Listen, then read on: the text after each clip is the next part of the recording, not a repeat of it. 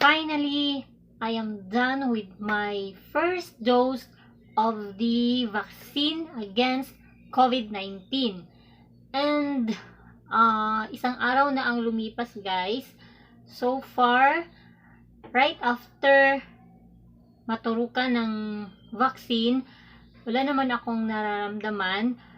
Kaninang umaga lang, guys, medyo sumakit lang yung likod ko at parang sa loob ng katawan ko, parang mainit na yung parang lalagnatin.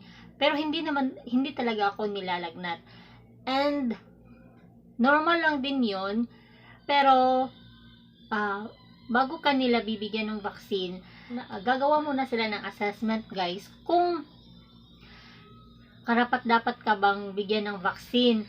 Like, wala ka bang sakit, or wala ka bang mga iniinom na mga gamot or maintenance, wala ka bang allergies, and then, i-check din nila yung BP mo, kung okay lang ba yung BP mo, at pinapaalam sa'yo kung ano yung mga posibleng side effect ng vaccine sa ating katawan.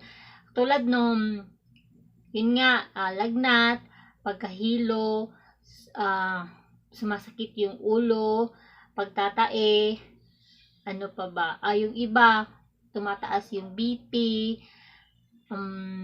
pero, normal lang yun, guys, according to them, kasi, reaction lang yun ng ating katawan sa vaccine na itinurok sa ating katawan.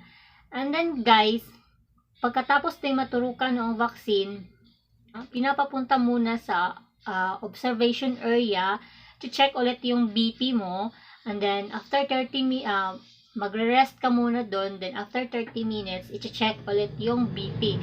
Kung okay lang yung BP mo, pwede ka nang umuwi. So guys, that's all my video today, and again, thank you so much sa inyong support. And if you are new on my channel, please subscribe and click the bell icon so that you will be notified in my next video. And again, guys, thank you so much, and see you on my next vlog. Bye!